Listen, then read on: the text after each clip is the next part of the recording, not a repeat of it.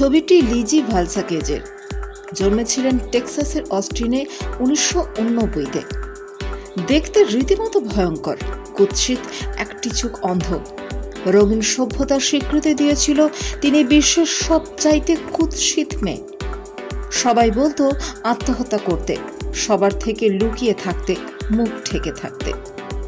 কিন্তু সেসব কিছু কানে না দিয়ে তখনই নিজের জীবনের 4টি লক্ষ্য স্থির করে ফেলেছিলেন লিজি। প্রথমত, একজন সুবক্তা হওয়া। দ্বিতীয়ত, নিজের লেখা বই প্রকাশ করা। তৃতীয়ত, স্নাতক অর্জন করা।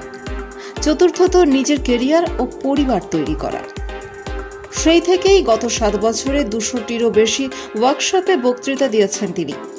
কিভাবে অভিনবত্বকে স্বীকৃতি দিতে হয়, বাধা বিঘ্ন পেরিয়ে কিভাবে জীবনকে গ্রহণ করতে হয়, প্রতিকূল পৃথিবীতে ঘুরে দাঁড়াতে হয়, ভালোবাসতে হয়, এই 7 বছর ধরে সেই বিষয়ের ওপরই বক্তৃতা দিয়ে চলেছেন লিজি। 2010-এ লিজি লিখে ফেলেন তার আত্মজীবনীমূলক বই লিজি বিউটিফুল। 2012 সালে দ্বিতীয় বই বি বিউটিফুল বি ইউ, যা ব্যাপক সাড়া পায় বিশ্বে। বইটির শুরুতে লিজি বলেন, এপিয়ারেন্স নয়, মানুষকে মূল্যায়ন করতে হবে অর্জিত গুণ দিয়ে। এই বছরই প্রকাশিত হতে চলেছে তার 3য় বই। টুইটারে লিজির এক বন্ধু বলছে, this young woman is a very good example of what it means to be truly beautiful.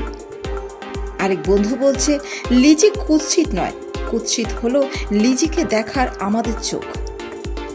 লিজির মা বলছে, I love Lizzie, I would be proud to be her mom. অথচ সুস্থ স্বাভাবিক মানুষ হয়েও আমরা অল্পেতে হতাশ হয়ে পড়ি। নিজের রূপ চেহারা আমাদের ভোগায়।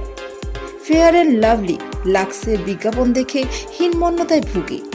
রঙিন কর্পোরেট বিশ্বে নিজেকে অসহায় ভাবি চেহারায় সব। ভবিষ্যৎ কখনো রূপ দিয়ে সাজানো যায় না, যার যার কর্মই পারে ভবিষ্যৎকে সাজাতে।